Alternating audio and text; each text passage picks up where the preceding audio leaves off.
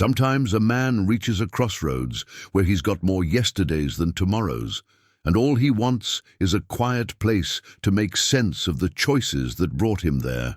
For Silas Boone, that crossroads came with a limp in his step, a faithful dog named Dusty, and 50 cents that would buy him more than he ever bargained for. The old trapper walked into Larkspur Ridge, looking to purchase a forgotten cabin deep in the woods. Folks laughed when he handed over 2 quarters for a place that had been empty for 20 years. They figured the rotted shack was cursed or just plain worthless. Silas didn't care much about their opinions. He wanted peace and quiet for his remaining years, but when Dusty started barking behind the sagging porch, what they found would turn everything upside down. 30 orphaned bear cubs stared up at them with eyes that seemed to hold ancient wisdom.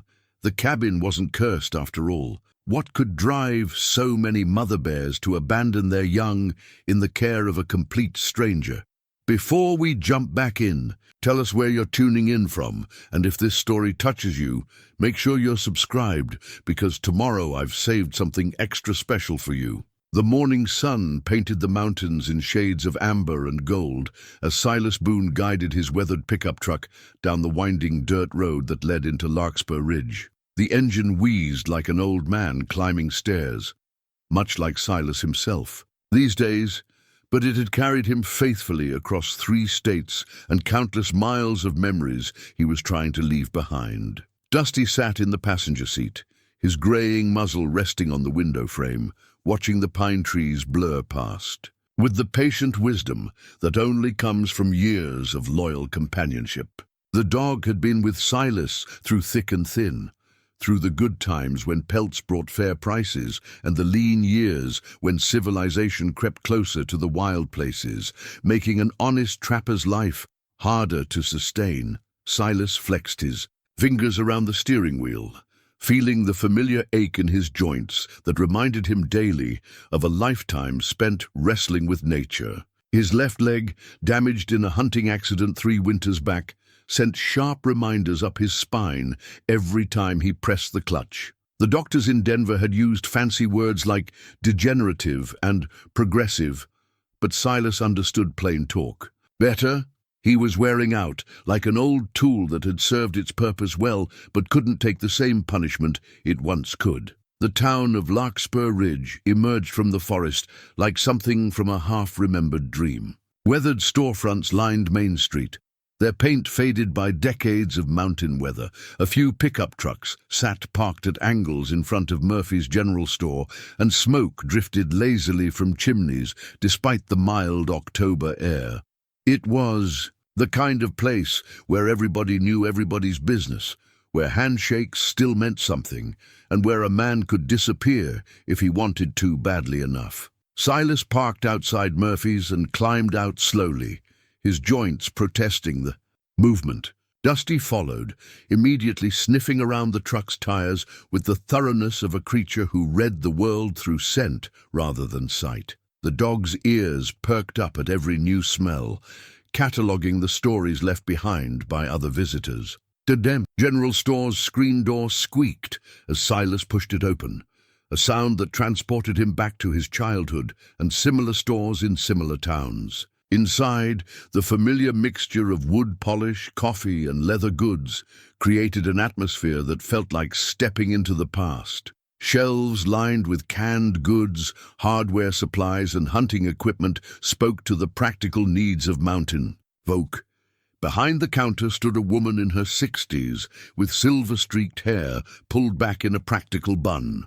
Her name tag read Martha, and her eyes held the kind of shrewd intelligence that came from years of reading people as easily as price tags. "Help you with something?" Martha asked, looking Silas up and down with the practiced assessment of someone who could size up a customer's needs and budget in a single glance. "Looking for property," Silas said, his voice carrying the rough edges of a man who spent more time talking to trees than people. "Something quiet, something away from folks." Martha raised an eyebrow.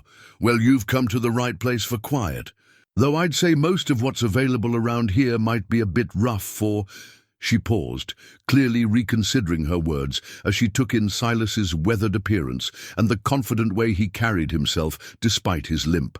"I'm not looking for comfort," Silas said. "Just looking for peace." A man in flannel and work boots looked up from the coffee pot in the corner. "You might try talking to old Pete about the Mackenzie place," he said, stirring sugar into his cup. "Been empty going on 20 years now. Course there's reasons for that." "What kind of reasons?" Silas asked. The man exchanged a glance with Martha. "Well, some folks say it's cursed. Others just say it's too far gone to be worth fixing. Old cabin about 15 miles up Whisper Creek Road, built back in the 1880s by a fellow named Mackenzie who disappeared one winter. Never did find him." Martha nodded slowly. "Place has been through a handful of owners since then. None of them stayed long. Last fellow who tried to fix it up left in the middle of the night. Wouldn't say why. That was back in '03, I think." "Where would I find this old Pete?" Silas asked. "Usually holding court at Benny's Tavern this time of day," the flannel-clad man said. "Tell him Earl sent you. He'll give you a fair shake, though I can't say the same for that property." Silas thanked them and made his way back to the truck where Dusty was waiting patiently in the shade. The dog looked up at him with eyes that seemed to ask if they'd found what they were looking for yet. "Not yet, old boy," Silas murmured, scratching behind Dusty's ears. "But we're getting closer." Benny's Tavern sat at the far end of Main Street, a low building with a neon sign that flickered intermittently in the afternoon light. The parking lot was gravel, and the few vehicles scattered around looked like they'd seen as many hard miles as their owners. This was clearly a place where working men came to wash the dust from their throats and share the day's grievances. Inside, the tavern was dimly lit and smelled of beer, wood smoke, and honest sweat. A handful of men sat at the bar or around small tables, most of them wearing the uniform of outdoor workers, flannel shirts, work boots, and the kind of deep tans that came from earning a living under the open sky. "You Pete?" Silas asked, approaching. An elderly man who sat alone at the end of the bar, nursing a beer and reading a newspaper through wire-rimmed glasses. Pete looked up, taking in Silas's appearance with the same careful assessment Martha had given him. "Depends who's asking. Earl over at Murphy's said you might know about the Mackenzie place." Pete's eyebrows rose slightly. "The Mackenzie place?" He folded his newspaper and turned to face Silas fully. "Now that's not a name I hear too often. These days, you looking to buy or just curious?" "Looking to buy, if the price is right." Pete studied him for a long moment, then gestured to the empty stool beside him. "Well, sit yourself down and let me tell you what you'd be getting into." Silas settled onto the stool, grateful to take the weight off his bad leg. The bartender, a heavy-set man with arms like tree trunks, slid a beer across the bar without being asked. "The Mackenzie cabin," Pete began, "sits on about 40 acres of some of the prettiest land you'll find in these mountains.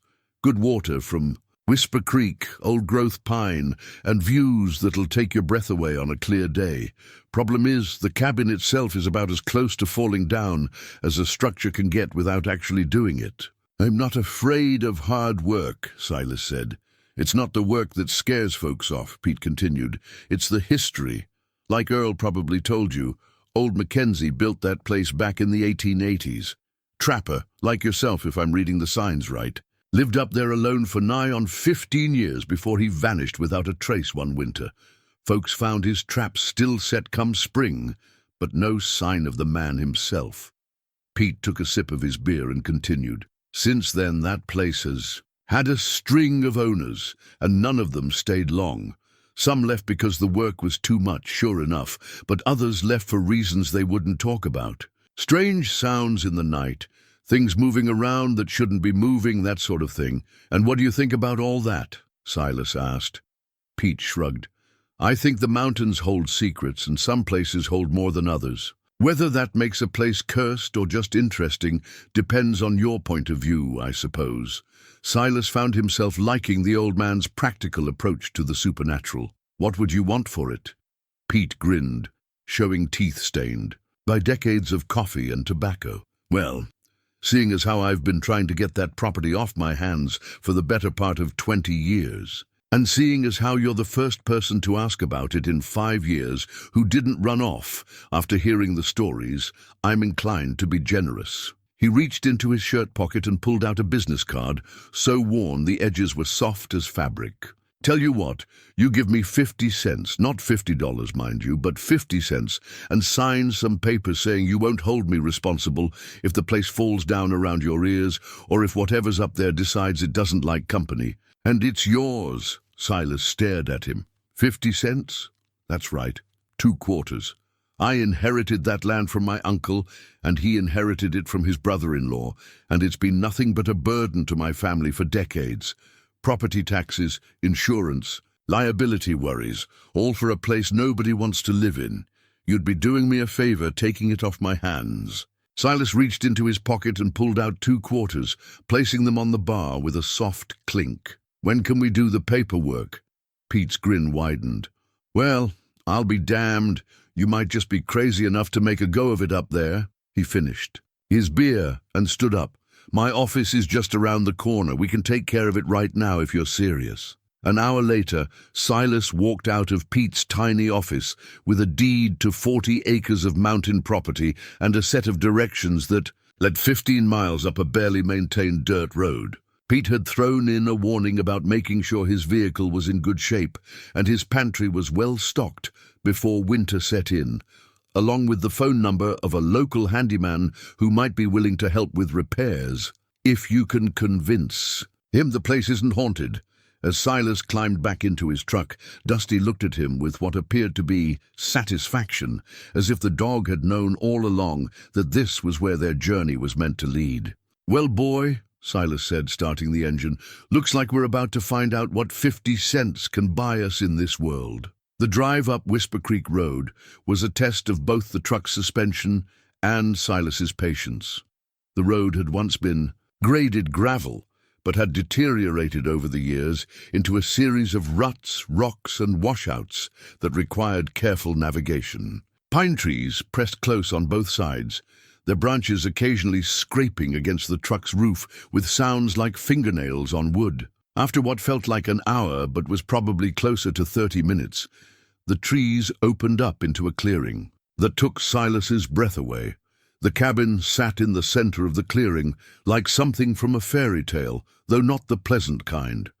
It was a log structure once solid and well built, but time and weather had taken their toll. The roof sagged in the middle, several windows were boarded up, and the front porch listed to one side like a ship taking on water. But beyond the cabin, the view stretched across a valley filled with aspens and pines, their leaves and needles, creating a tapestry of green and gold that seemed to go on forever. Whisper Creek ran along the eastern edge of the property, its water clear and cold and singing over the rocks in a voice that seemed to welcome them home. Silas parked the truck and sat for a moment, taking it all in. This was exactly what he had been looking for, a place far enough from civilization to provide the solitude he craved, but with enough natural beauty to make a man grateful to wake up each morning. Dusty was already out of the truck and exploring, his nose to the ground as he investigated the countless scents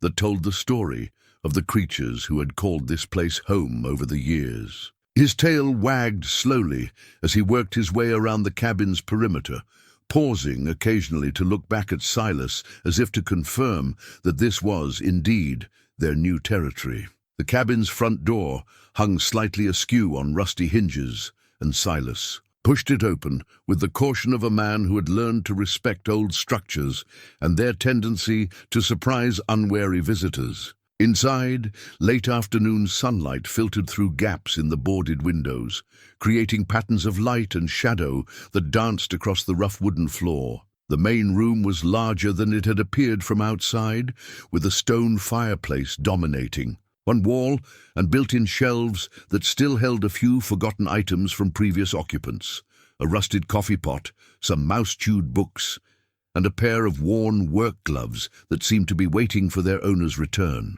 A narrow staircase led to what appeared to be a loft area, while a doorway on the far side of the room opened into what had once been a kitchen. Everything needed work, extensive work, but the bones of the structure seemed sound enough. With time, effort, and a fair amount of money, it could be made livable again. Silas was examining the fireplace, running his hands over the stones and checking for cracks in the mortar, when Dusty's barking erupted from somewhere behind the cabin.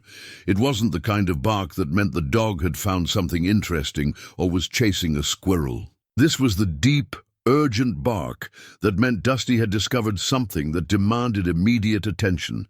Silas made his way around to the back of the cabin, his limp more pronounced after the long day of driving and walking.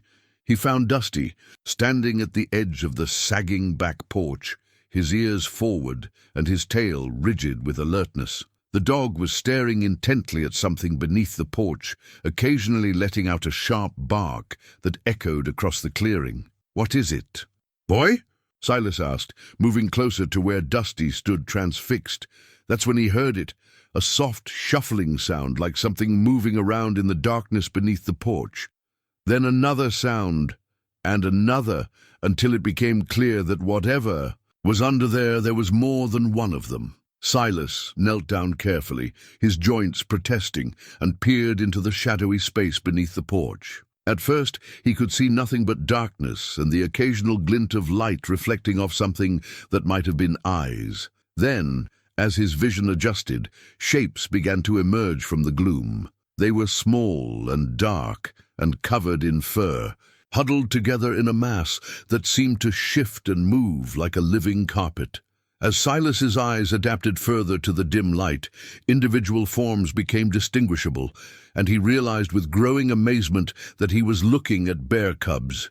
Not just one or two, but what appeared to be dozens of them, all crowded together beneath his newly purchased cabin. "Well, I'll be damned," Silas whispered, settling back on his heels as the full magnitude of his discovery sank in. "Dusty, looks like we're not going to be living alone up here after all." The silence that followed Silas's discovery seemed to stretch on forever, broken only by the gentle murmur of Whisper Creek and the soft rustling sounds coming from beneath the porch. Dusty had stopped barking but remained alert, his body tense as he watched the shadowy space where dozens of small shapes moved in the darkness. Silas counted them slowly, his weathered hands gripping the edge of the porch as he leaned forward to get a better view. 10, 15, 20. The numbers kept climbing until he reached 30 distinct forms, huddled together in what appeared to be a massive living pile of fur and warmth. 30 bear cubs, none of them appearing to be more than a few months old, all of them seemingly healthy despite being without their mothers. "This doesn't make sense," Silas murmured to himself, his mind racing through everything he knew about bear behavior. Mother bears were fiercely protective of their cubs, especially young ones like these. They would never abandon their offspring voluntarily, and certainly not in such numbers. Something had happened here, something that had driven the mothers away, or worse. One of the cubs near the edge of the group lifted its head and looked directly at Silas with dark, intelligent eyes that seemed far too wise for such a young creature. The cub didn't show fear, which was itself unusual. Instead, it watched him with what appeared to be curiosity, as if it had been waiting for someone like him to arrive. Silas had spent enough years in the wilderness to recognize when he was looking at animals that had been abandoned or orphaned. These cubs had the slightly hollow look around their eyes that spoke of hunger, and their movements were more sluggish than they should have been for healthy young bears. They needed food, and they needed it soon, or they wouldn't survive the approaching winter. "Well, Dusty," Silas said quietly, "looks like our quiet retirement just got a lot more complicated." The dog whined softly in response, his tail wagging tentatively as if he sensed the weight of the decision that lay ahead. Silas had come to these mountains seeking solitude and peace in his final years. He had imagined spending his days fishing in Whisper Creek, reading by the fireplace, and simply enjoying the kind of quiet that only came from being far away from the demands and disappointments of human civilization. Instead, he found himself facing a responsibility that would change everything about his plans. 30 orphaned bear cubs, represented months of constant care, enormous expense, and the kind of physical demands that his aging body wasn't sure it could handle. The sensible thing would be to contact the wildlife authorities. Let them deal with the situation while he found another place to live out his remaining years. But as Silas looked into those dark eyes staring back at him from beneath the porch, he felt something stirring in his chest that he hadn't experienced in years, a sense of purpose that went beyond his own comfort and desires. These cubs hadn't chosen to be orphaned any more than he had chosen to grow old and worn down by life. They were here, they needed help, and by some twist of fate or providence, he was the one who had found them. "First things first," he said, pushing himself back to his feet with a grunt of effort. "We need to figure out what happened to their mothers, and we need to get these little ones some food." Silas made his way back to the truck, his mind already working through the practical considerations.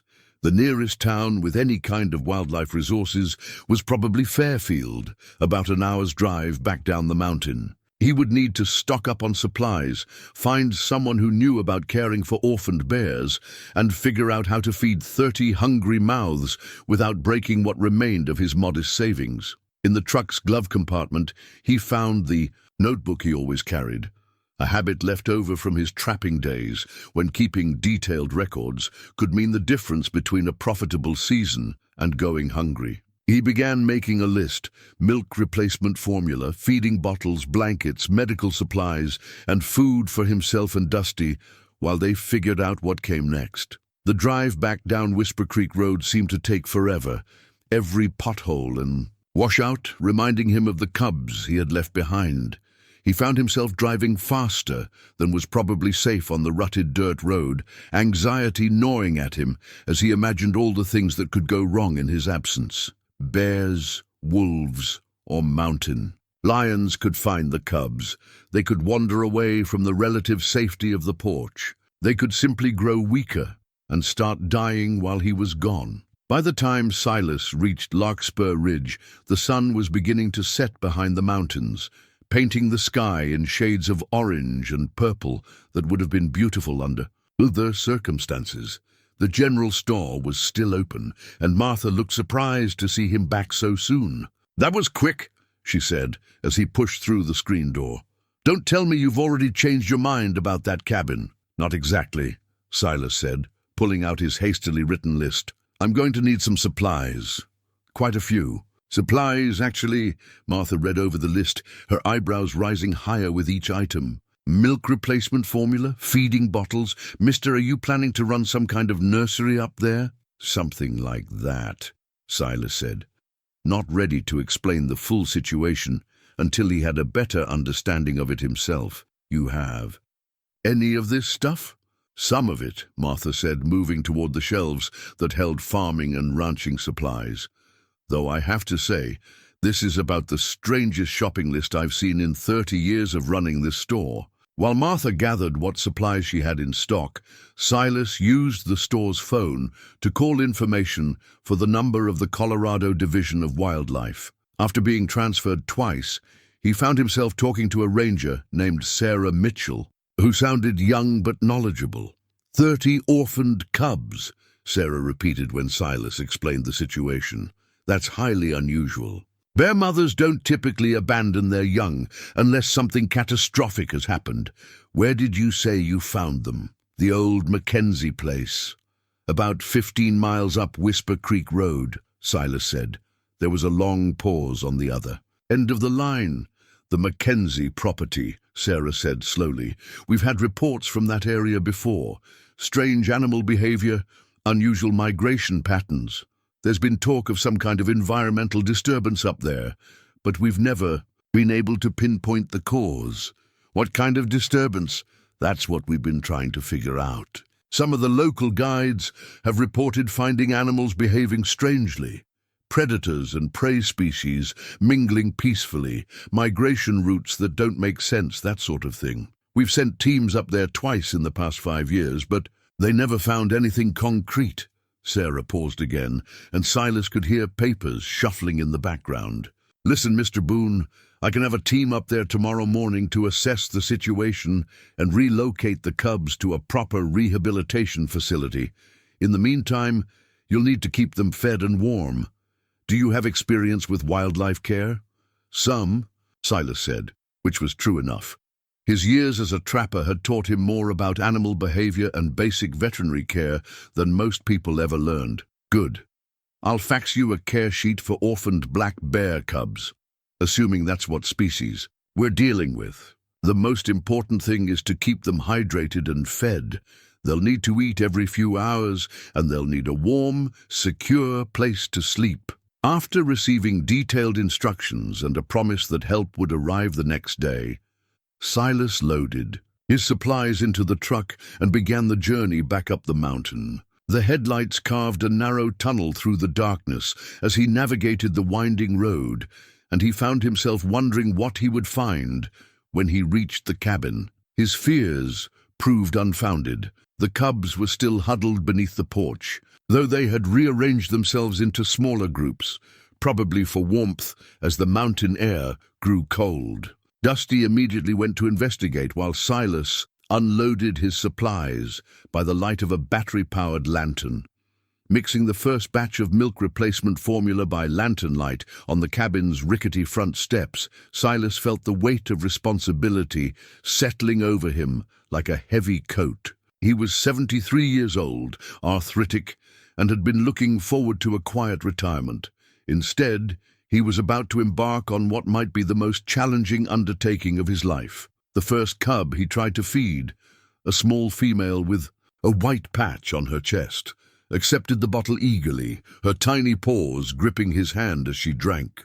Her eyes never left his face, and in them he saw complete trust, the kind of faith that only the very young could have in the essential goodness of the world. As he fed cub after cub through the long night, Silas began to understand that his discovery beneath the porch was more than just an unexpected complication. It was a calling, a final chance to make his life count for something beyond his own survival and comfort. Whatever had driven 30 mother bears to abandon their cubs in this remote clearing, whatever strange forces were at work in these mountains, he was now part of the story.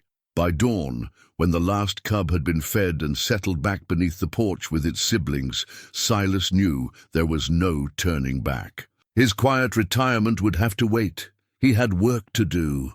The morning sun found Silas slumped in an old wooden chair on the cabin's front porch, Dusty curled at his feet, both of them exhausted from a night of feeding 30 hungry bear cubs every 2 hours. His back ached from bending over constantly, his arthritic hands were stiff from gripping bottle after bottle, and his leg throbbed with a persistence that reminded him he wasn't the young man who had once thought nothing of working 18-hour days in the wilderness. But despite the physical discomfort, something had changed in Silas during those quiet hours before dawn. Each time he had knelt beside the cubs, watching them drink eagerly from the bottles, he had felt a stirring of purpose that had been absent from his life for longer than he cared to admit. These small creatures needed him, and for the first time in years, he felt truly necessary. The sound of engines grinding up Whisper Creek Road broke the morning stillness. Silas checked his watch. Barely 8 o'clock, but Sarah Mitchell had promised to send help early. 2 vehicles emerged from the tree line. A green Colorado Division of Wildlife truck, followed by what appeared to be a converted ambulance painted with the logo of Rocky Mountain Wildlife Rehabilitation Center.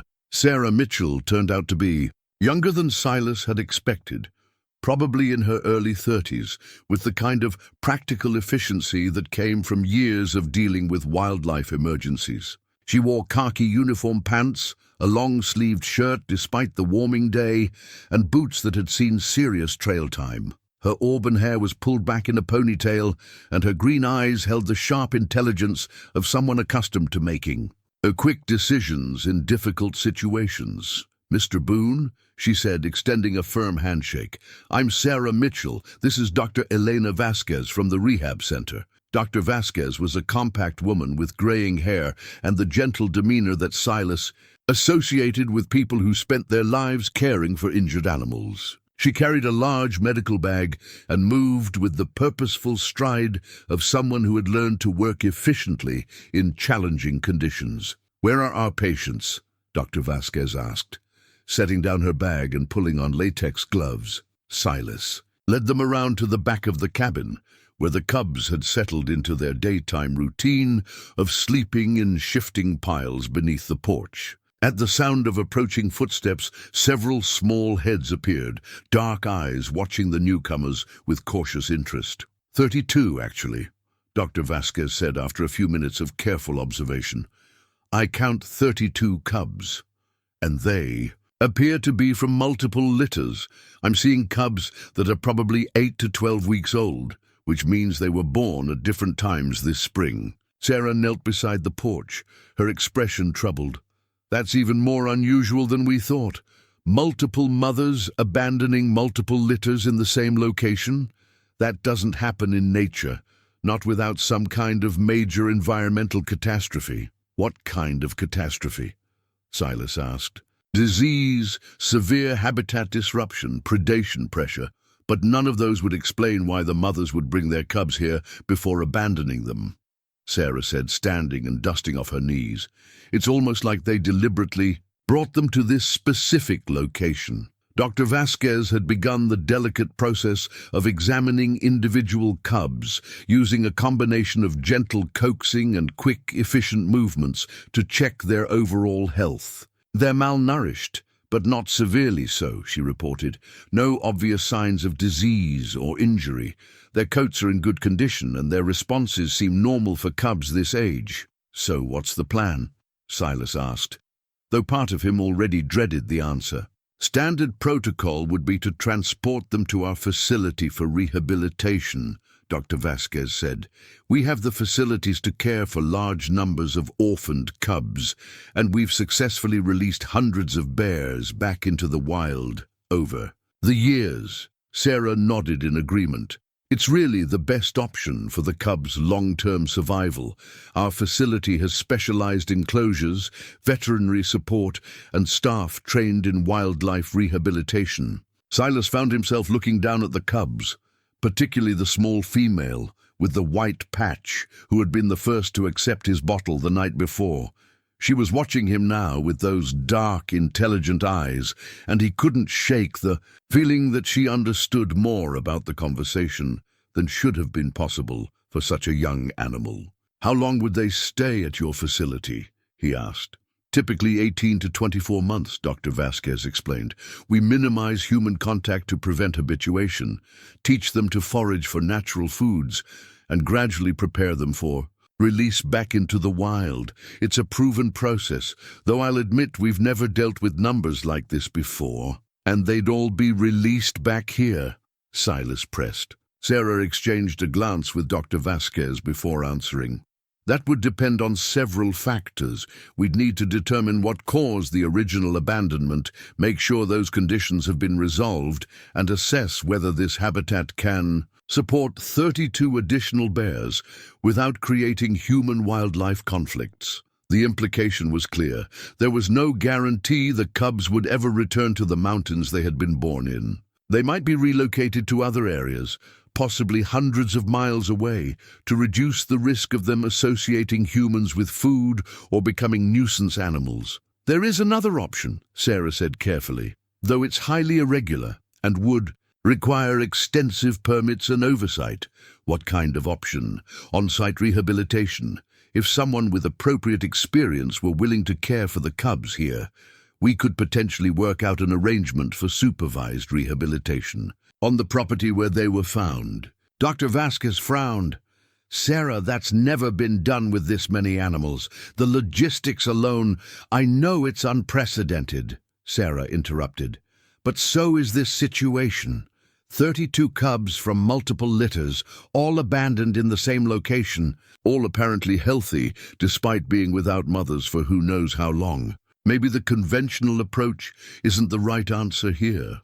Silas felt his heart rate increase as he realized what Sarah was suggesting. "You're talking about me caring for them here, on my property. I'm talking about exploring all options," Sarah said diplomatically.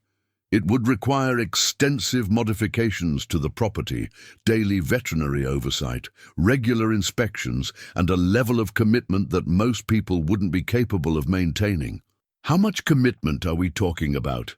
Dr. Vasquez pulled out a tablet and began scrolling through what appeared to be care protocols. Round-the-clock feeding schedules for the first several months, construction of appropriate enclosures, installation of security fencing, development of enrichment programs, regular health monitoring. We're talking about essentially creating a small zoo operation, but one specifically designed for eventual release. The cubs would need to be gradually weaned from bottles to solid food, taught to forage, and kept in conditions that minimize human contact while ensuring their safety, Sarah added.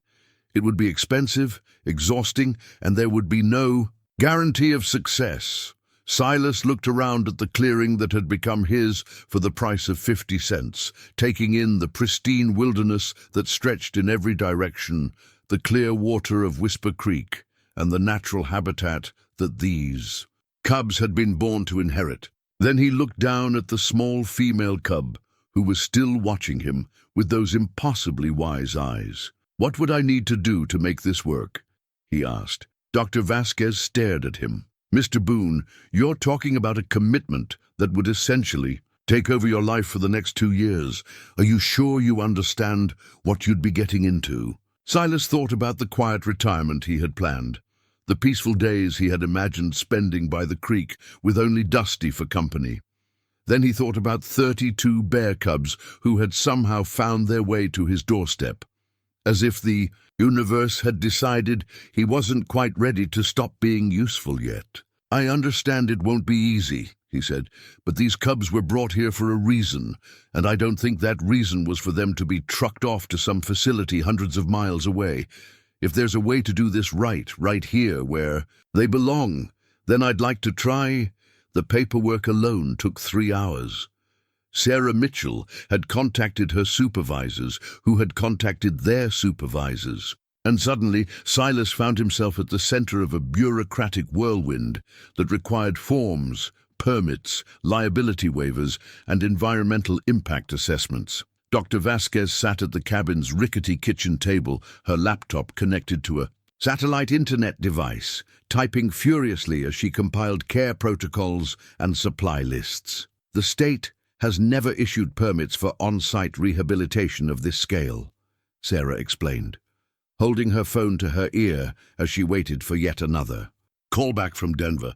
"We're essentially writing new regulations as we go." Silas stepped outside to check on the cubs, who seemed blissfully unaware that their future was being decided by government agencies and legal departments. Several of the bolder ones had ventured out from beneath the porch to explore the immediate area around the cabin, though they never strayed far from their siblings. Dusty had appointed himself as an unofficial guardian, positioning himself where he could watch both the cubs and the humans with equal attention. The small female with the white patch, Silas had begun thinking of her as Patch, approached him as he sat on the porch steps.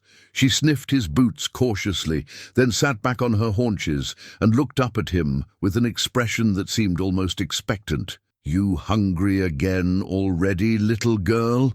Silas asked softly, reaching slowly toward her. To his surprise, she didn't retreat when his fingers touched the fur behind her ears.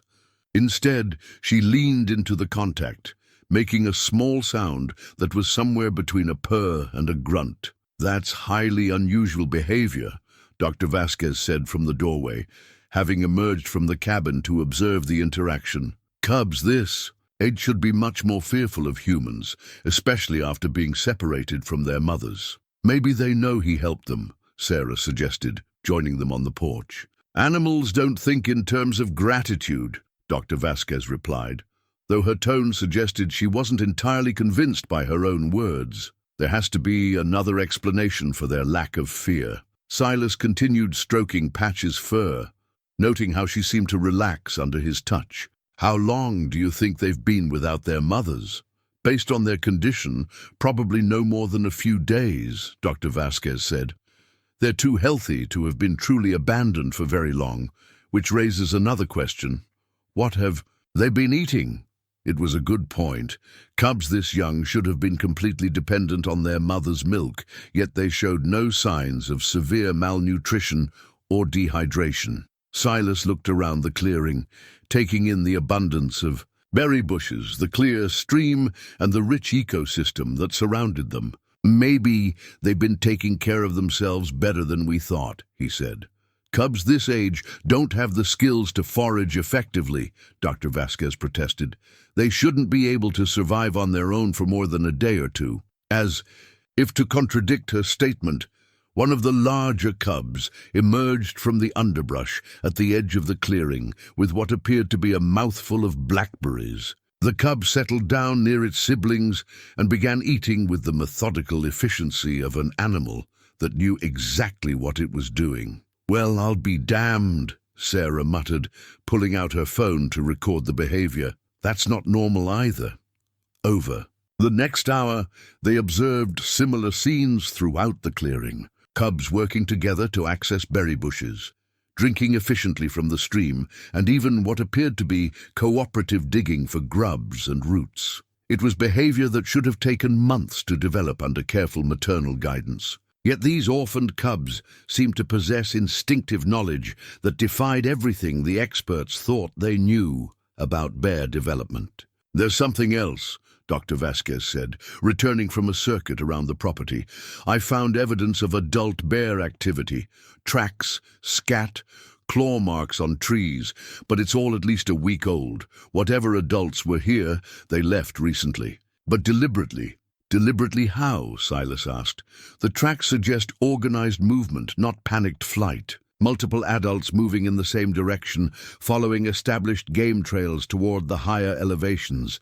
It's almost like they coordinated their departure." Sarah was taking notes furiously, her expression growing more puzzled with each new observation. "We need to expand our search area. Look for evidence of what might have driven them away. Disease, predation, human encroachment, something caused this mass abandonment." "What if it wasn't something negative that drove them away?" Silas asked. Quietly, both women turned to look at him. "What do you mean?" Sarah asked. "What if they brought their cubs here because they knew this was the safest place for them? What if they left because they trusted that their young would be cared for?" Dr. Vasquez shook her head. "Bears don't think that way. They don't have complex reasoning abilities or the capacity for that kind of long-term planning. Don't they?" Silas gestured toward the cubs, several of whom were now engaged in what appeared to be a cooperative effort to move a fallen log that was blocking access to a patch of service berries. "Look at them. Tell me that's not problem-solving behavior." As the afternoon wore on, more examples of unusual intelligence emerged. Cubs appeared to be communicating with each other through a complex system of vocalizations and gestures. They shared food resources equitably, with larger cubs ensuring that smaller ones had access to the best foraging spots. Most remarkably, they seemed to be organizing themselves into functional family groups, despite having no blood relationships. "I've been studying bear behavior for 15 years, Dr. Vasquez said finally, "and I've never seen anything like this. These cubs are exhibiting social structures and cognitive abilities that we don't typically observe in adult bears, let alone juveniles." Sarah's phone rang, interrupting their observations. After a brief conversation, she hung up with a satisfied expression. "That was headquarters. They're approving a temporary permit for on-site rehabilitation, pending completion of the required modifications to the property." "What kind of modifications?" Silas asked. Dr. Vasquez consulted her tablet. "Perimeter fencing around at least 10 acres, multiple secure enclosures for different age groups, a medical facility for health monitoring, separate quarters for you to minimize habituation concerns, and a feeding station designed to encourage natural foraging behaviors." "How much is all of this going to cost?" "Conservatively, somewhere in the range of $50,000 to $75,000. Silas felt his stomach drop.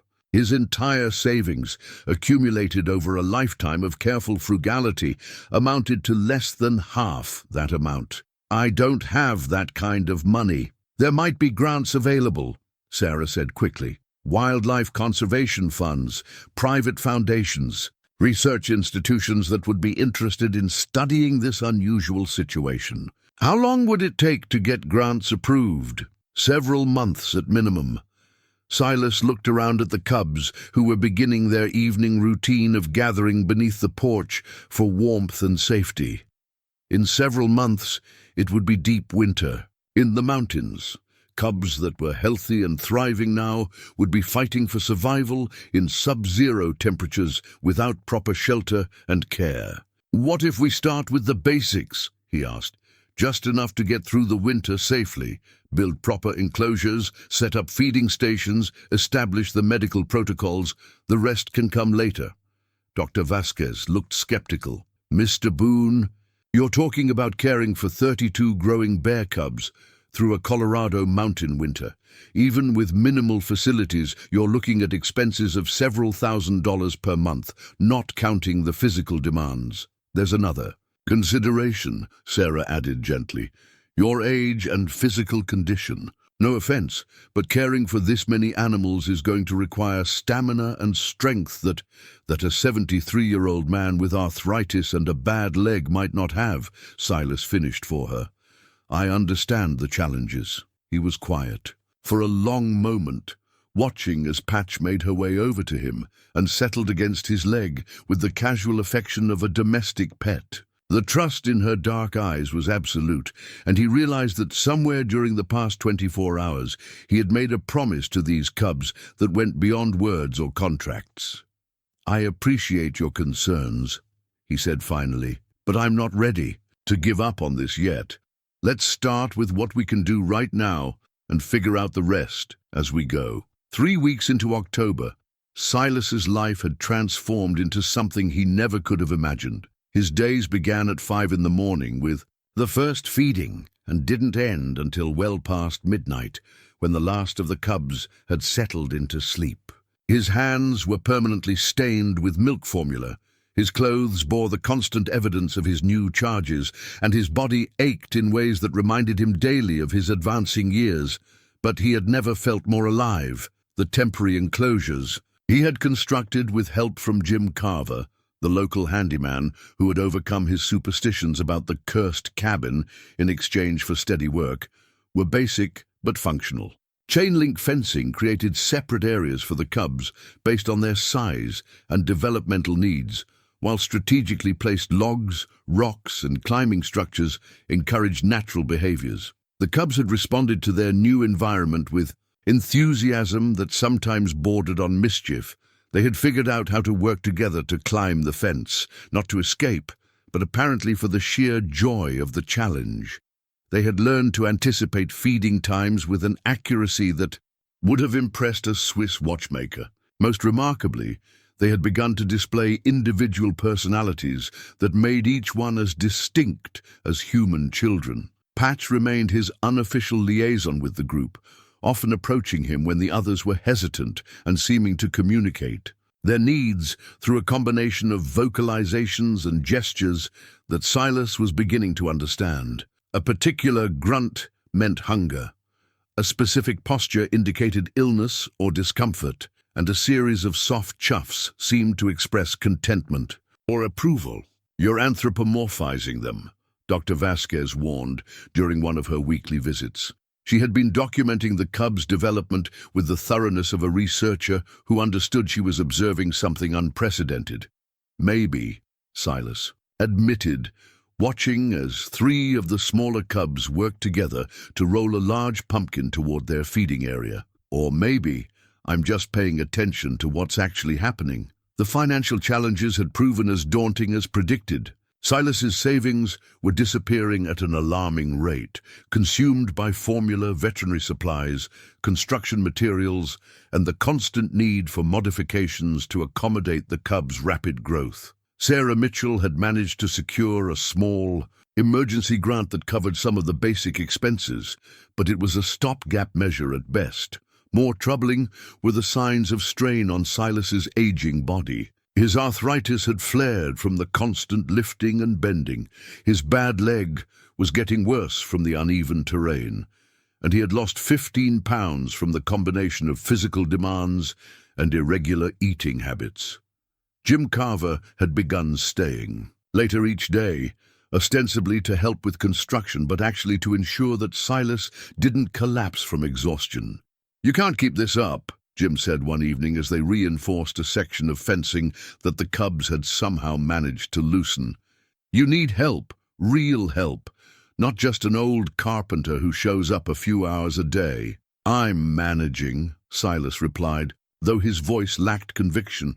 "You're barely staying ahead of disaster," Jim countered. "These cubs are getting bigger and stronger every day. What happens when they outweigh you? What happens when one of them gets sick in the middle of the night and you don't have the strength to deal with it?" It was a fair question, and one that kept Silas awake during the few hours he managed to sleep. The cubs were indeed growing rapidly, their appetite increasing daily, their play becoming more boisterous and potentially dangerous. What had been manageable with 32 small cubs was becoming overwhelming with 32 increasingly large and powerful young bears. The answer came from an unexpected source. Silas was struggling to repair a water line that the cubs had somehow damaged when a battered pickup truck came grinding up Whisper Creek Road. The driver was a woman in her 50s with graying brown hair pulled back in a practical ponytail, and the kind of steady gaze that suggested she was accustomed to dealing with difficult situations. "You Silas Boone?" she asked, climbing out of the truck with the easy movement of someone comfortable in her own skin. "That's me. Name's Margaret Clearwater. Folks call me Maggie. I run a wildlife sanctuary down in New Mexico, and Dr. Vasquez told me you could use some help up here." Silas straightened slowly, his back protesting the movement.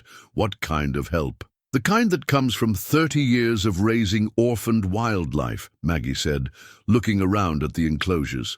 "With the practiced eye of an expert. Elena sent me some videos of your cubs, and I've never seen anything like their behavior patterns. Figured I might want to see this operation for myself." "I can't afford to hire anyone," Silas said honestly. Maggie smiled, the expression transforming her weathered face. "Who said anything about hiring? I'm retired mostly, and my sanctuary pretty much runs itself these days.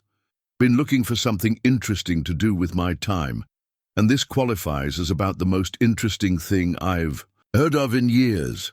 She walked over to the main enclosure, where several cubs had gathered to observe the newcomer. Instead of the wariness they typically showed strangers, they seemed curious and approachable, with Patch actually approaching the fence to sniff Maggie's outstretched hand. "Well, hello there, beautiful," Maggie murmured, and Patch responded with one of her soft, chuffing sounds.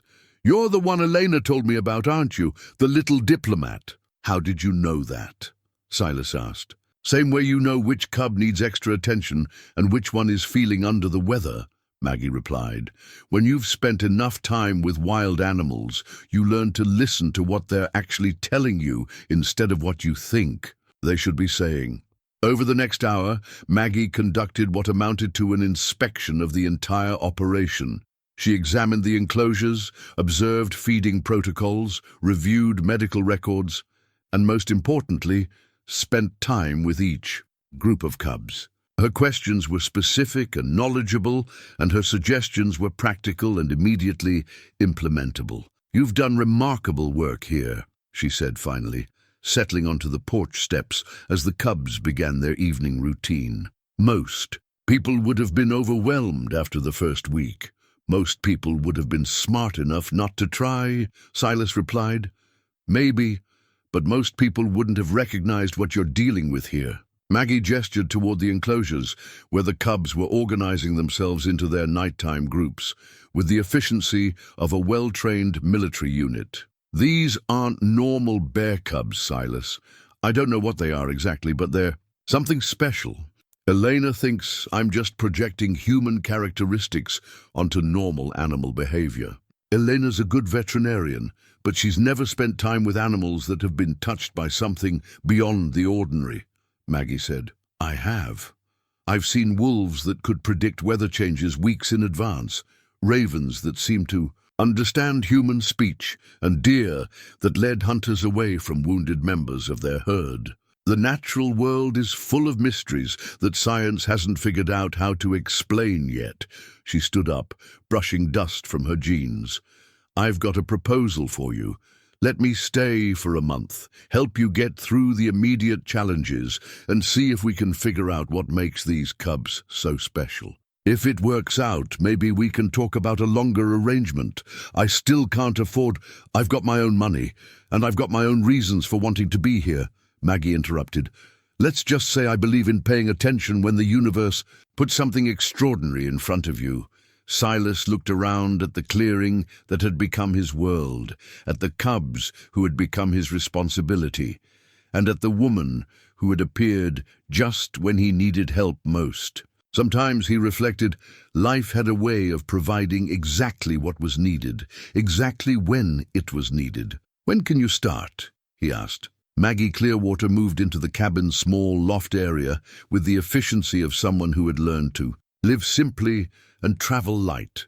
Her few possessions included practical clothing, a well-worn collection of veterinary texts, and a leather journal that she wrote in each evening by lamplight. Within 3 days, her presence had transformed the daily routine from barely controlled chaos into something approaching organized efficiency. The key, she explained to Silas as they prepared the morning feeding, is understanding that they're not just individual animals, they're a community. They've created their own social structure, and if we work with it instead of against it, everything becomes easier. She was right. By observing the cubs' natural groupings and hierarchies, they had identified several individuals who served as leaders for different factions. Patch remained the primary liaison with humans, but there was a large male they had dubbed Chief, who seemed to coordinate group activities, and a particularly intelligent female named Scout, who always seemed to know when something was different or wrong. "Watch this," Maggie said, holding up a bottle during the evening feeding. Instead of approaching the cubs directly, she caught Patch's attention and held up 3 fingers, then pointed to 3 specific cubs who had been showing signs of minor illness. Patch looked where Maggie was pointing, then made a series of soft vocalizations. The 3 sick cubs immediately separated themselves from the group and approached the fence, while the healthy cubs remained where they were. "How did she know which ones you meant?" Silas asked, amazed. "Same way you know which tool you need before you pick it up," Maggie replied. "Intelligence isn't just about problem solving, it's about understanding context and communication." Thus, Cubs' development continued to defy conventional expectations. They had learned to open simple latches, work together to move objects much larger than themselves, and even seemed to understand basic cause and effect relationships that should have been beyond their cognitive abilities. More mysteriously, they appeared to be teaching these skills to each other through methods that resembled deliberate instruction rather than mere imitation. Dr. Vasquez's weekly visits had evolved into something more like research expeditions. She brought cameras, measurement tools, and increasingly complex behavioral tests that the cubs seemed to approach with the attitude of students eager to demonstrate their knowledge. "I'm documenting behaviors that challenge everything we think we know about ursine intelligence," she told Silas during one visit. "I've got video evidence of cubs using tools, teaching each other complex tasks, and demonstrating problem-solving abilities that rival those of primates." "What does that mean for their future?" Silas asked. "I honestly don't know. Standard rehabilitation protocols assume we're dealing with animals that will integrate back into normal bear populations.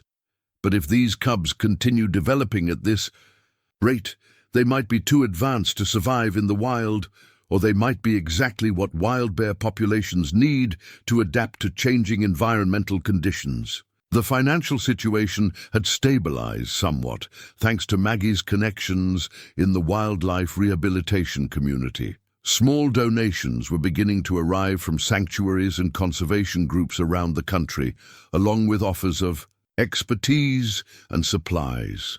More significantly, a wildlife documentary crew had expressed interest in filming the cubs' development, with the understanding that any proceeds would help fund the rehabilitation effort. But with each passing week, Silas found himself grappling with deeper questions about what they were actually trying to accomplish. The cubs were thriving in their current environment, showing no signs of stress or abnormal behavior beyond their unusual intelligence. They had formed strong bonds with each other and increasingly with their human caretakers. The idea of eventually releasing them into the wild was beginning to feel less like conservation and more like abandonment. "You're getting attached," Maggie observed one evening as they watched the cubs settling into their nighttime routine. "We both are," Silas replied. "That's normal. It's also dangerous. These cubs can't become dependent on humans if they're going to survive in the wild. But what if the wild isn't where they belong anymore?" Silas asked. "What if whatever brought them here meant for them to be something different?" Maggie was quiet for a long moment, her expression thoughtful. "I've been wondering the same thing. In my experience, when nature produces something extraordinary, it's usually for a reason. The question is whether we're wise enough to recognize what that reason might be." Their conversation was interrupted by unusual sounds from the main enclosure. Not the typical grunts and shuffling of settling cubs, but something that sounded almost like singing. They hurried over to investigate and found the cubs arranged in a loose circle, with the younger ones in the center and the older ones forming protective rings around them. The sounds they were making were unlike anything either Silas or Maggie had heard before, low, harmonious vocalizations that seemed to rise and fall in coordinated patterns. "Are they?" Silas began. "I think they're teaching," Maggie whispered. "Look at the little ones. They're learning the song." As they watched, the pattern became clear. The older cubs would vocalize a sequence, and the younger ones would attempt to repeat it. When a young cub made a mistake, an older one would gently correct them, repeating the sequence until it was learned correctly. The entire process had the structured quality of a formal lesson. "This is unprecedented," Dr. Vasquez said when they showed her the video the next day. "We're looking at cultural transmission of learned behaviors, something that's been observed in whales and dolphins, but never in bears." "What kind of behaviors are they transmitting?" Silas asked. "That's what we need to figure out. The vocalizations might be a form of communication, or they might be something else entirely. We need to document everything and try to understand the patterns." As autumn deepened into early winter, the cubs' evening lessons became more complex and varied. They seemed to be learning not just vocalizations, but specific movements, problem-solving techniques, and what appeared to be rudimentary forms of cooperation that went far beyond typical pack behavior. Most remarkably, they had begun to demonstrate an awareness of the natural world around them that bordered on supernatural. They could predict weather changes hours before any visible signs appeared.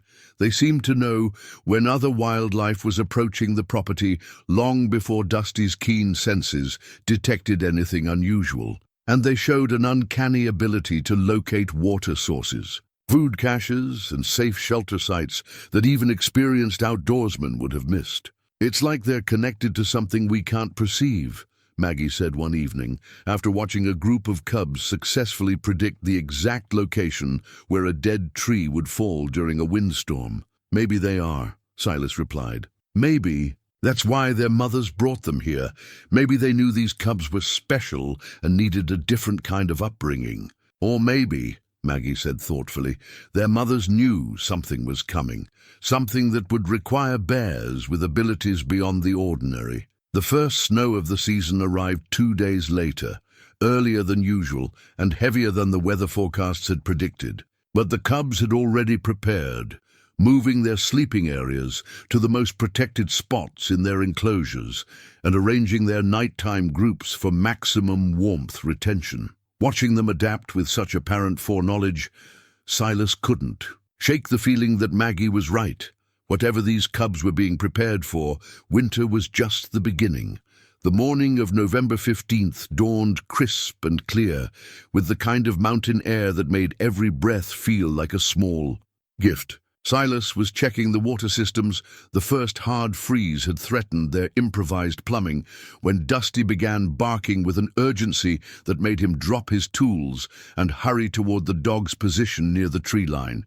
What he found that changed everything he thought he understood about the cub's situation. Dusty stood rigid, his attention focused on something moving through the pines about 50 yards from the enclosures.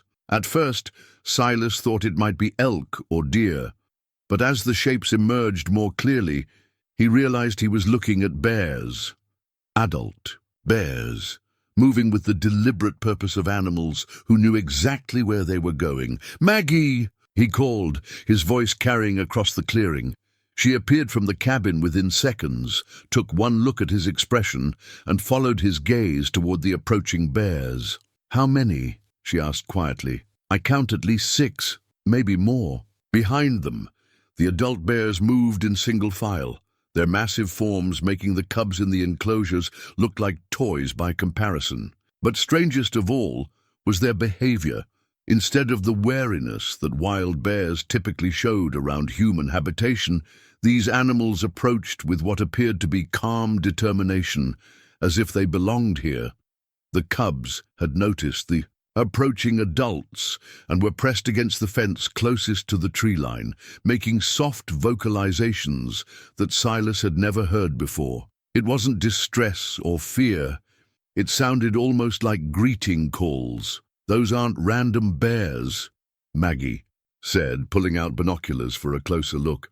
"They're moving too purposefully, and the cubs' reaction suggests they recognize them. You think they're the mothers? Some of them might be.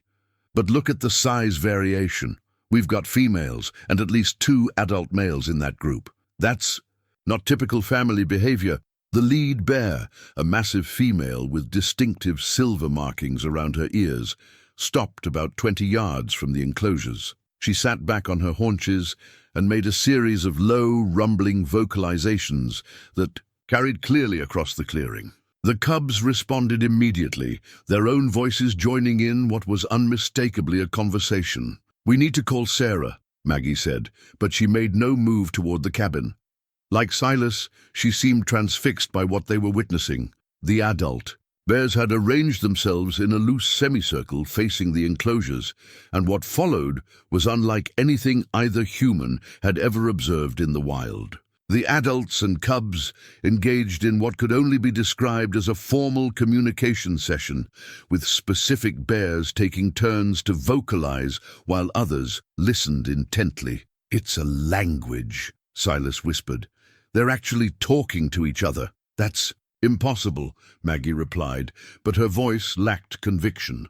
The session continued for nearly an hour, with different adults stepping forward to address specific groups of cubs. Some of the exchanges seemed instructional, others appeared to be assessment or testing of some kind. Throughout it all, the cubs responded with eager attention, as if they had been waiting for this moment. Then, as suddenly as it had begun, the communication stopped.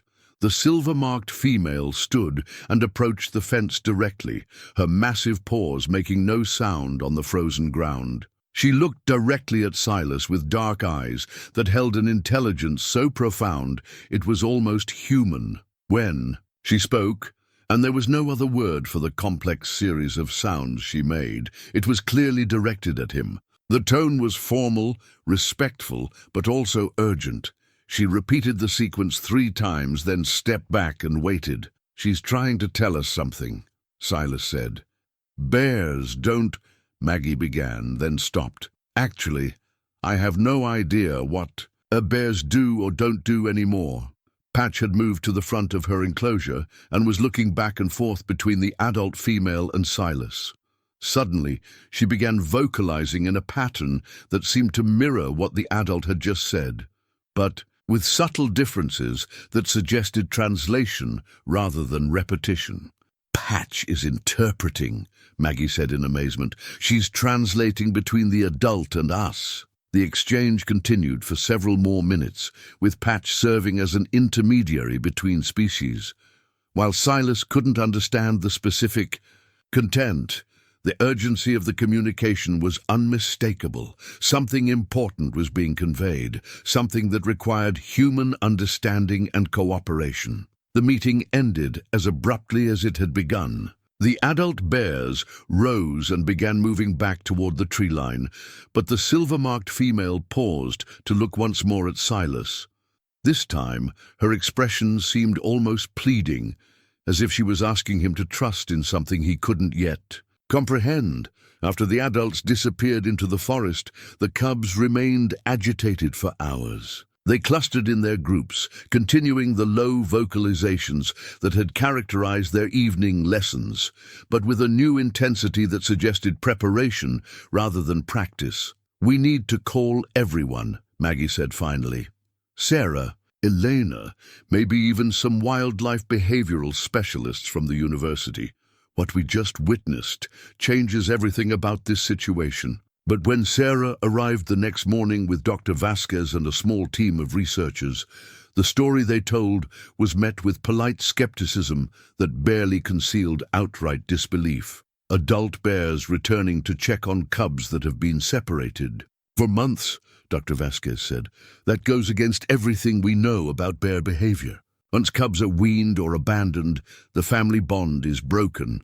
"Maybe these aren't ordinary family bonds," Silas suggested. "And the idea of interspecies communication facilitated by one of the cubs?" Sarah added. "That's venturing into fantasy. Old territory. We have video," Maggie said, pulling out her phone.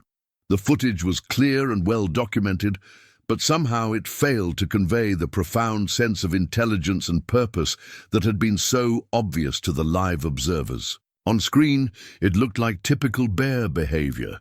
Adults investigating a territory where cubs were present, vocalizations that could be explained as normal bear communication, and cubs responding to the presence of adults from their species. "What you've documented is certainly unusual," Dr. Vasquez admitted after reviewing the video. "But unusual behavior doesn't necessarily indicate the kind of advanced intelligence you're describing." "Then explain this," Maggie said, leading them to the main enclosure. Overnight, the cubs had rearranged their entire living space. What had been random groupings of logs, rocks, and sleeping areas had been transformed into complex geometric patterns that seemed to serve multiple purposes.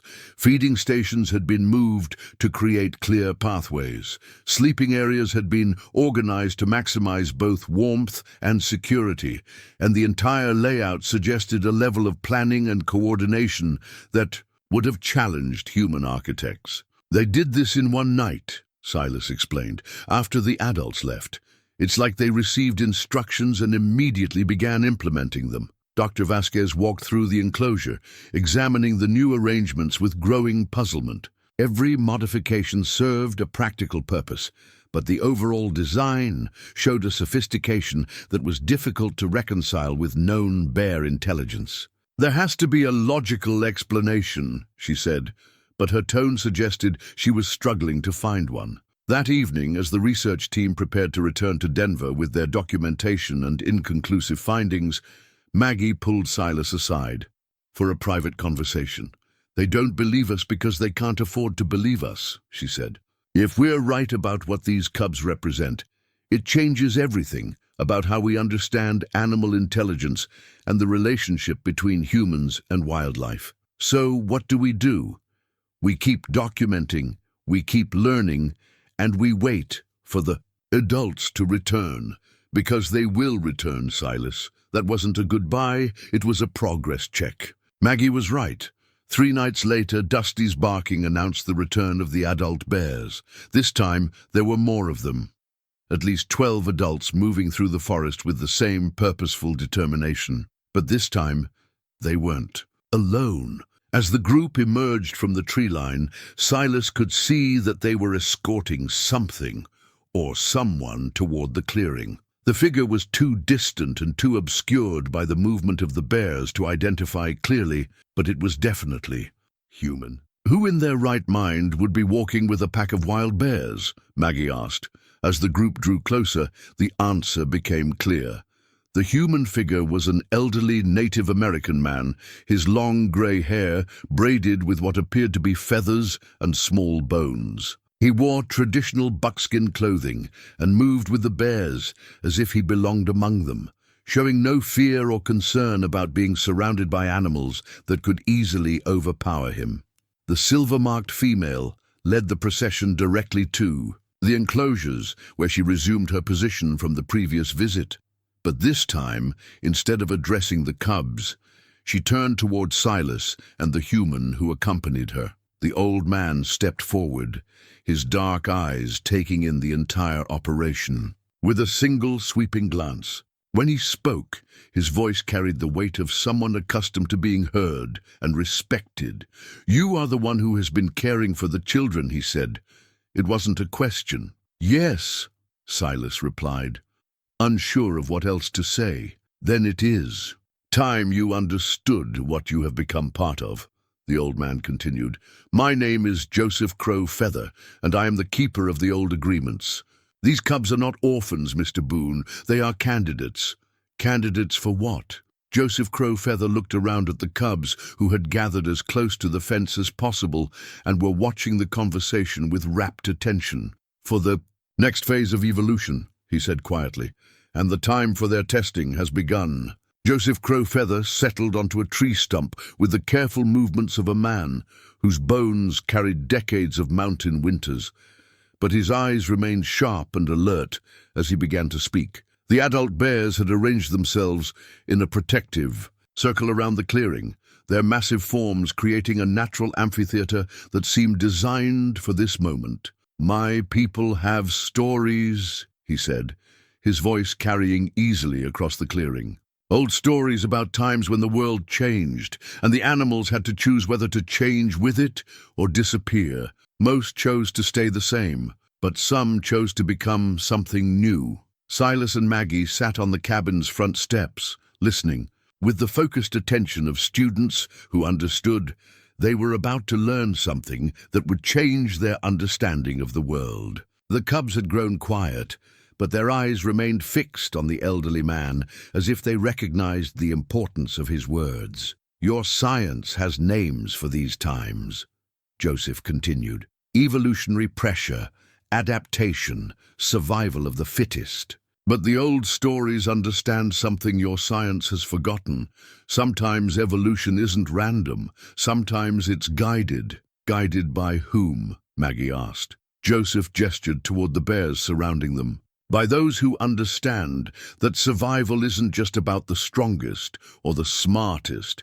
It's about those who can learn to live in harmony with the changes that are coming." "What kind of changes?" Silas asked, though part of him suspected he already knew the answer. "The world is warming, the forests are shrinking, and the old ways of living are no longer enough," Joseph said. "Within your lifetime, maybe sooner, the animals will face choices that will determine whether they survive or join the long list of species that couldn't adapt fast enough." He pointed toward the cubs, who seemed to be following the conversation with understanding that defied their age. "These young ones represent something new, bears with the intelligence to solve problems, to communicate across species barriers, to work together in ways their ancestors never could. They are being prepared for a world that doesn't exist yet." Dr. Vasquez, who had remained silent during most of the explanation, finally spoke. "You're talking about accelerated evolution, directed mutation. That's not how natural selection works."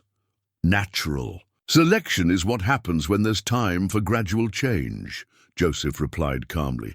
"But when change comes fast, nature sometimes chooses more direct methods. These cubs aren't just learning to be better bears. They're learning to be the kind of animals that can survive alongside humans instead of being destroyed by them." "And you believe this is some kind of deliberate process?" Sarah asked. "I know it is, because my family has been part of it for 7 generations. We are the keepers of the agreements made long ago between the first people and the animal spirits. When the time comes for change, we help guide the process. Joseph stood and walked slowly toward the main enclosure where Patch had positioned herself at the front of the group. The old man and the young bear regarded each other for a long moment, and Silas could have sworn he saw recognition pass between them. "She has been chosen as the primary communicator," Joseph said. "The bridge between her kind and yours. What you see as unusual intelligence is actually her fulfilling her purpose." "How long have you known about the cubs?" Silas asked. "I have been watching this place for 3 years, waiting for the signs to manifest. The mothers brought there. Young here because this land was chosen long ago as a place of transformation. The cabin you bought for 50 cents sits on ground that has been sacred to my people for centuries." The revelation hit Silas like a physical blow. The cabin was deliberate. Pete selling it to me for 50 cents. That was part of this? Joseph smiled, the expression transforming his weathered features. "Pete Donovan is my nephew. He has been the guardian of this property his entire adult life, waiting for the right person to claim it, someone who would have the heart to care for what he found here and the stubbornness to see it through despite the challenges." "You've been manipulating us from the beginning," Maggie said, though her tone held more wonder than accusation. "I have been creating opportunities," Joseph corrected. "But the choices were always yours. You could have called the authorities and had the cubs removed. You could have given up when the work became too hard or the costs too high. You could have walked away at any point. But we didn't," Silas said. "No, you didn't.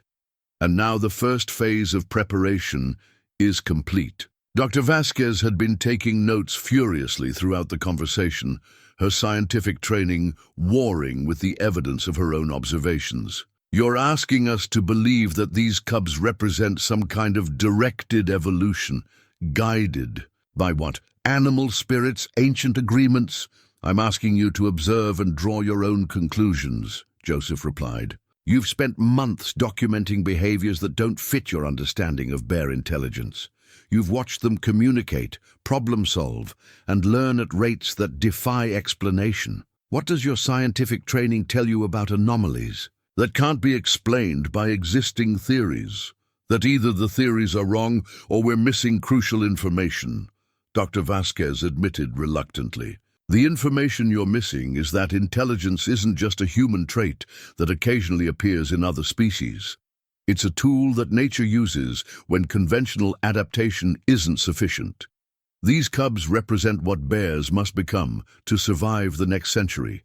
Sarah had been silent throughout most of the exchange, but now she spoke with the authority of someone making an official decision. "Assuming for a moment that what you're telling us is true, what happens next? What's the second phase of preparation?" Joseph turned his attention to the adult bears, several of whom had moved closer during the conversation. "The second phase involves testing whether the cubs can integrate their new abilities with the survival skills they'll need in the wild. They must learn to hunt, to find shelter, to avoid danger, and to pass their knowledge on to future generations." "How long will that take?"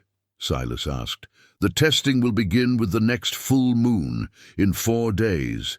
It will continue through the winter and into the spring. Some of the cubs may not survive the testing. Evolution has always been unforgiving of those who aren't ready for change." The casual mention of potential deaths sent a chill through Silas that had nothing to do with the mountain air. These cubs had become more than just animals he was caring for. They were individuals he had grown to love, each with their own personality and quirks. The idea of losing any of them to some kind of test felt like contemplating the loss of his own children. "What kind of testing?" Maggie asked, her voice tight with concern. "They will be released into controlled situations where they must use their intelligence and cooperation to survive challenges that ordinary bears could not overcome. Predator encounters, environmental hazards, resource scarcity, the kind of problems they'll face in a world where traditional bear territories are disappearing. And if they fail, then they join their ancestors, and we wait for the next generation to try again. Evolution is not sentimental, Ms. Clearwater. It is only effective. Silas stood abruptly, his emotion overcoming his usual restraint. "These aren't test subjects. They're living beings that we've spent months caring for. You can't just use them as experiments." Joseph's expression softened. "Mr. Boone, these cubs volunteered for this role before they were even born. Their mothers knew what they were carrying and made the choice to bring them into this process. The question now is whether you're willing to trust that process or whether your attachment will prevent them from becoming what they need to be. And what if we refuse to cooperate? Then the cubs will be taken by their own kind, and the testing will proceed without human oversight. The difference is that with your cooperation, they have guides who care about them as individuals. Without it, they face the challenges alone.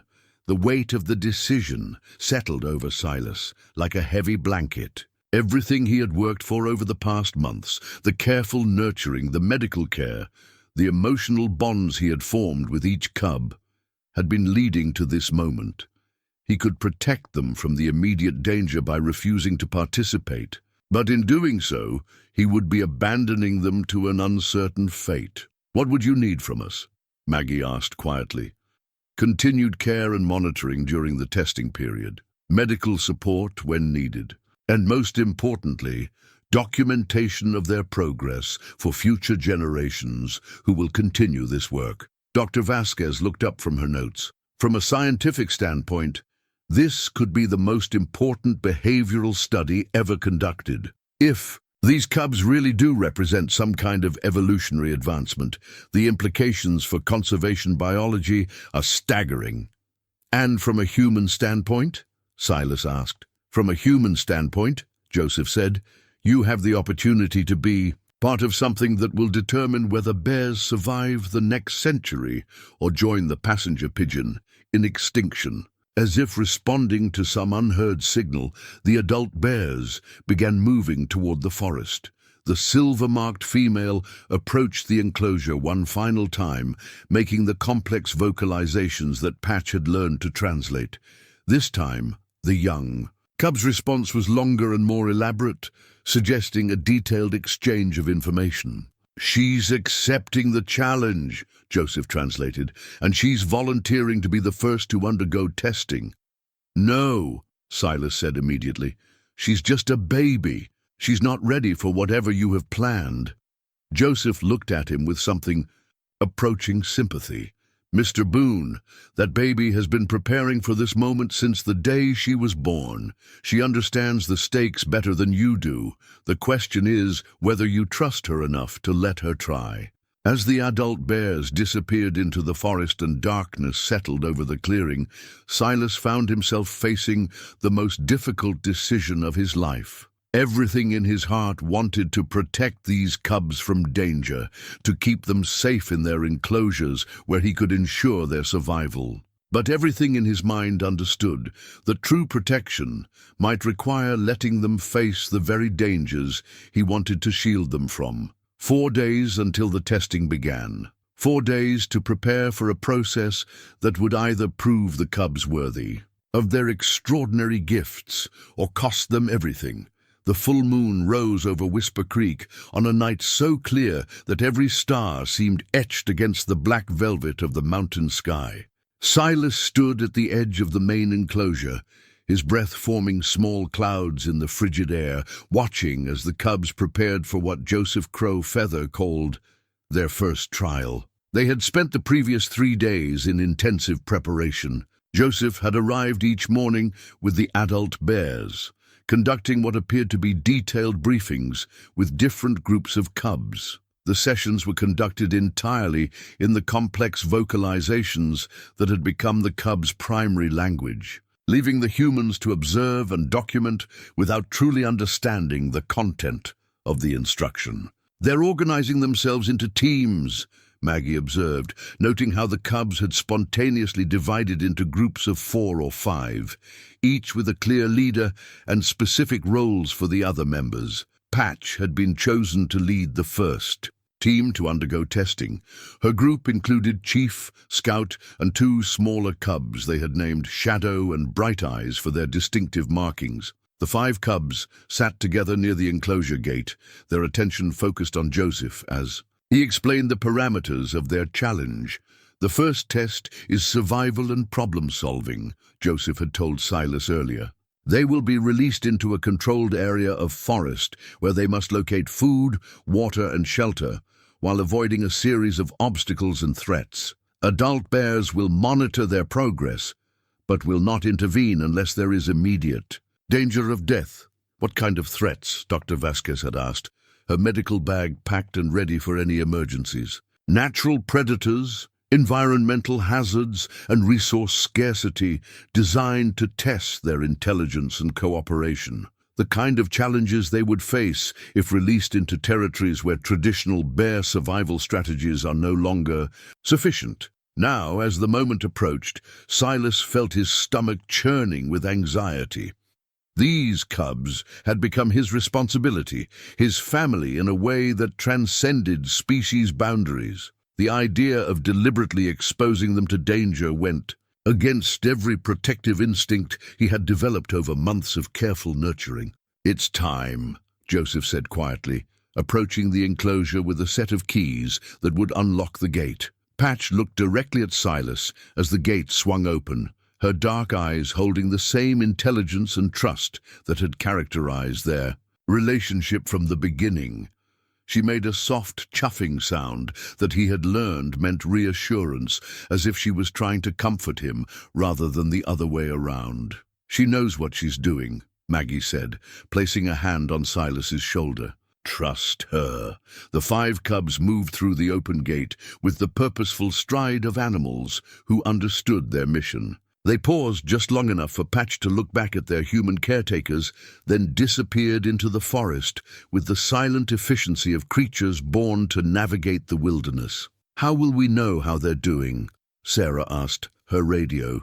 Equipment, ready to coordinate with the monitoring team that had been positioned throughout the test area. "The adult bears will report back periodically," Joseph said, "and you have cameras positioned at key points along their route. But remember, this is their test, not ours. We observe and learn, but we do not interfere."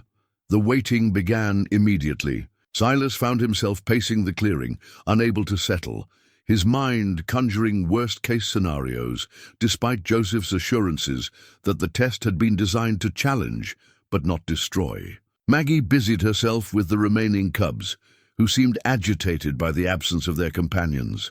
Dr. Vasquez monitored radio communications with the field team, while Sarah documented everything for her official report. The first update came 2 hours after the cubs' departure. One of the adult bears emerged from the forest and approached Joseph, making a series of low vocalizations that conveyed information about the cubs' progress. "They have successfully located the primary water source and established a temporary shelter," Joseph translated. "They are working together effectively and showing good decision-making skills." "What's the next challenge?" Silas asked. "They must locate food sources that require cooperation to access while avoiding a staged encounter with mountain lions. The adult bears have positioned themselves to ensure the predators don't actually attack, but the cubs don't know that." 4 more hours passed with periodic updates.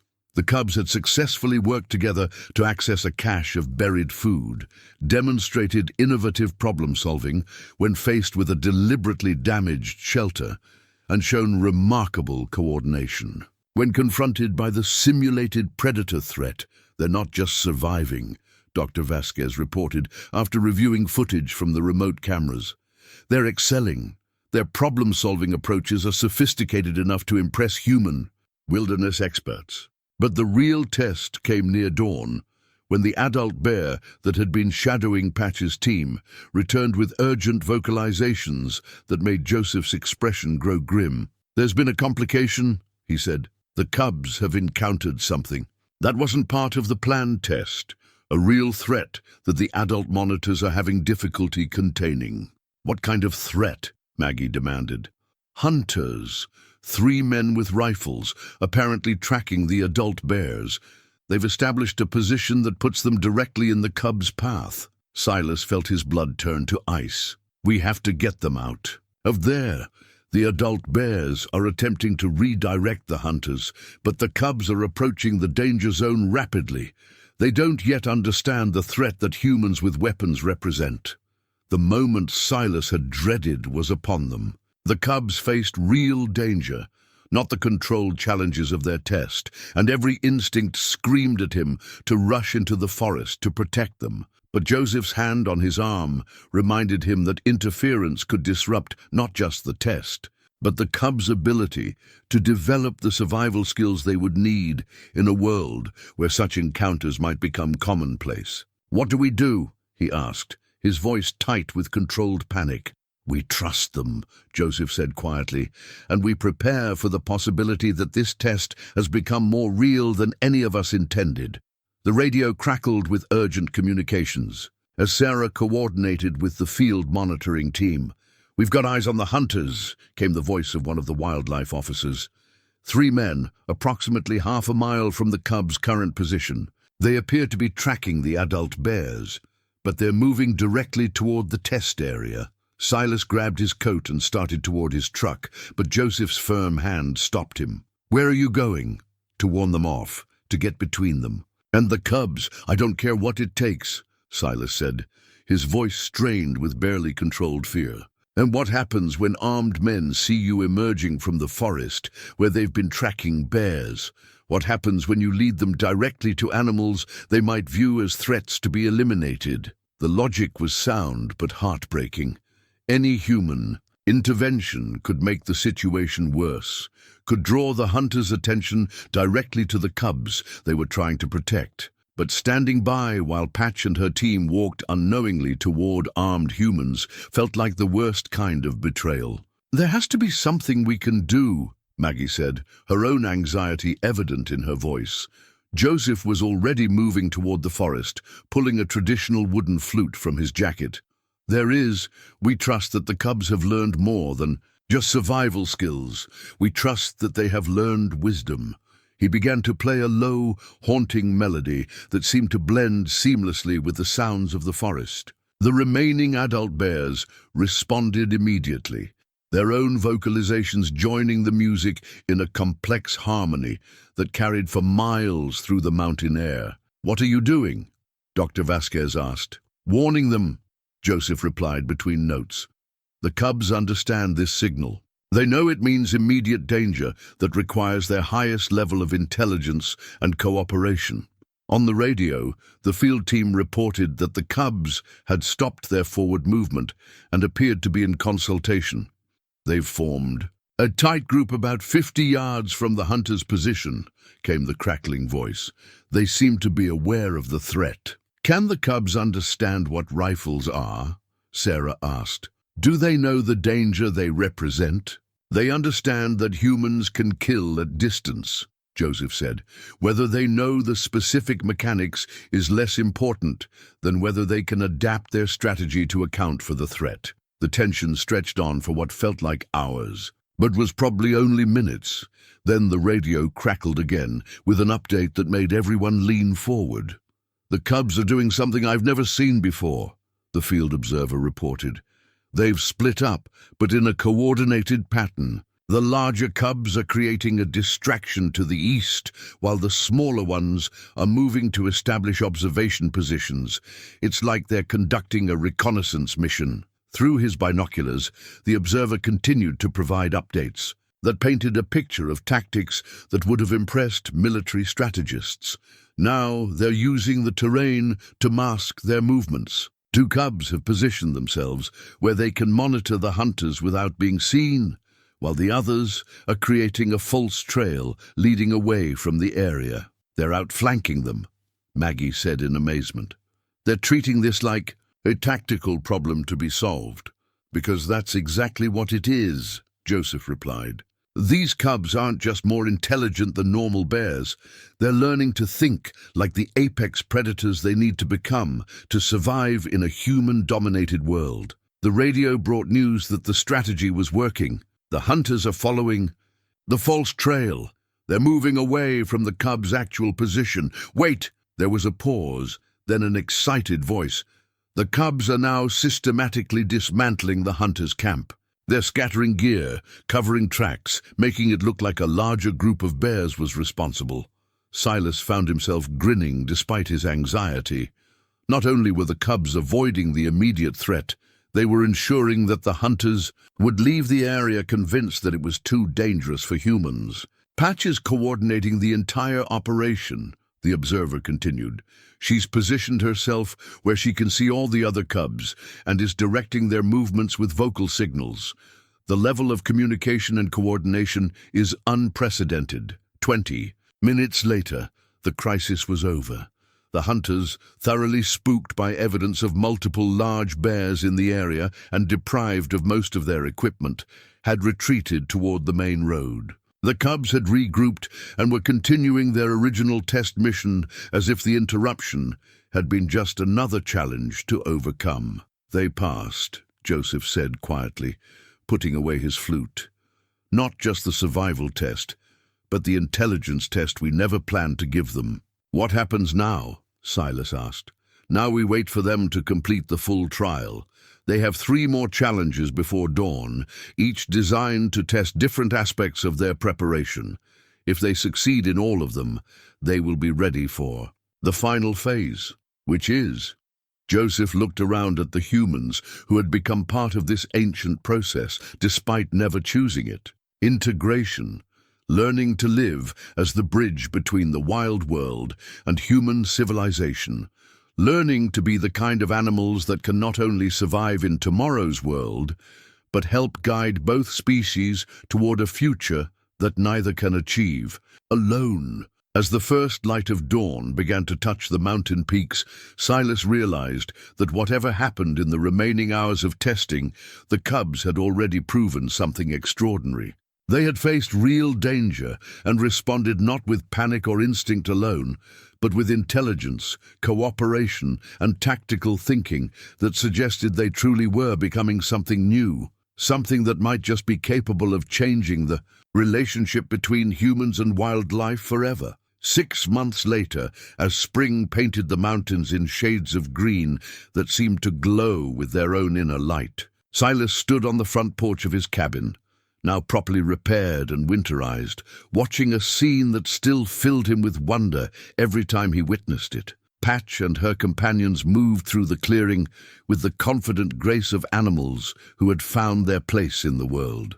They were larger now, approaching their first birthday, but their growth had been accompanied by an intelligence that continued to astound everyone who observed them. The other teams had passed their trials as well, each group demonstrating unique solutions to challenges that would have defeated ordinary bears.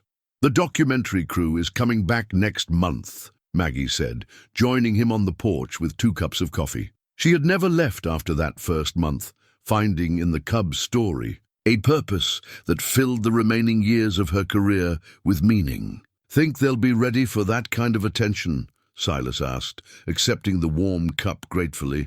They've been ready for months. The question is whether we're ready to share them with the world. It was a fair point.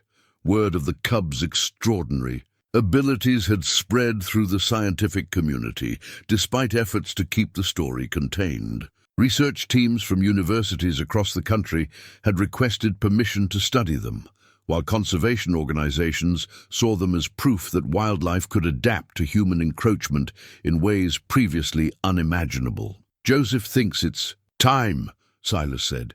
He says the world needs to know that change is possible, that the relationship between humans and wildlife doesn't have to end in extinction. A rustling in the underbrush announced the arrival of the adult bears who continued to visit regularly to check on their remarkable offspring. The silver-marked female, now known among the researchers as grandmother, approached the porch with the stately bearing of a matriarch, satisfied with her family's progress. She made the complex vocalizations that had become as familiar to Silas as spoken language, and Patch immediately trotted over to serve as translator. The exchange was brief but meaningful, ending with what appeared to be an expression of approval from the elder bear. "She's proud of them," Silas said, though he was no longer surprised by his ability to understand the general meaning of their communications. Dr. Vasquez emerged from the newly constructed research facility, a modest building that housed the equipment needed to document the cubs' continued development. Her initial skepticism had transformed into evangelical enthusiasm as she accumulated evidence that would revolutionize the field of animal cognition. "The latest test results are extraordinary," she announced, her excitement evident despite months of remarkable discoveries. Problem-solving abilities that exceed those of most primates, communication skills that suggest genuine language development, and social cooperation that rivals human organizational structures. "What does that mean for their future?" Sarah asked. She had been promoted twice since the cub's story reached her superiors, but continued to oversee the project with the dedication of someone who understood she was witnessing history. "It means they're ready for the next phase," Dr. Vasquez said. "Integration with wild bear populations, teaching other bears what they've learned, essentially becoming the teachers for their species' adaptation to environmental change." The process had already begun in small ways. Wild bears in the area had started displaying unusual behaviors, increased curiosity about human settlements, more sophisticated problem-solving when encountering obstacles, and cooperation between individuals that had never been documented. Before, it was as if the cub's influence was spreading through the local population, like a beneficial infection. "How many others are there?" Maggie asked. "Cubs like ours, being prepared in other locations?" Joseph Crow Feather stepped out of the forest as if summoned by the question. His appearances had become less frequent as the cubs proved their abilities, but his presence still commanded respect from both humans and bears. 17 sites across North America, he said, each with different challenges, different environments, different aspects of the preparation. Your cubs were the first to complete their trials successfully, but others are following. And after integration, the real work begins. These cubs will establish territories that overlap with human development. They will serve as intermediaries when conflicts arise.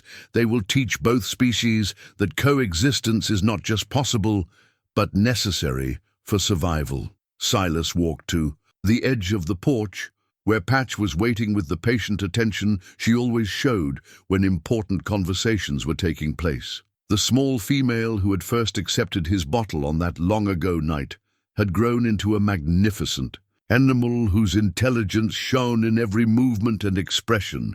"You ready for all this responsibility, girl?" he asked quietly. Patch made the soft, chuffing sound that meant agreement, then surprised him by placing a massive paw on his arm in what was unmistakably a gesture of affection and reassurance. In her dark eyes, he saw not just intelligence, but wisdom.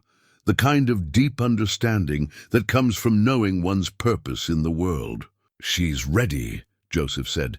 "They all are. The question is whether humans are ready for what they represent." As if in response to his words, the sound of vehicles approaching echoed through the forest. The documentary crew was arriving for preliminary filming, followed by a convoy of scientists, government officials, and conservation advocates who would help determine how the cub's story would be shared with the world. But for this moment, as the afternoon sun painted the clearing in golden light and the cubs went about their daily routines with the casual confidence of animals who had found their place between two worlds, Silas felt a profound sense of completion. He had come to these mountains seeking peace in his final years, and had instead found purpose that would outlast his lifetime. The 50 cents he had paid for a rotted cabin had bought him something beyond price, the chance to be part of a story that might just save 2 species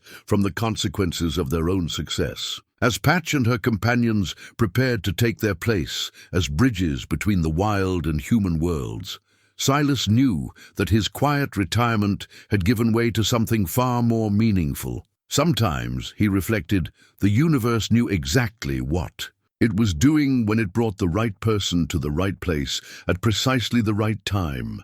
The cubs had found their destiny, and in helping them reach it, he had discovered his own.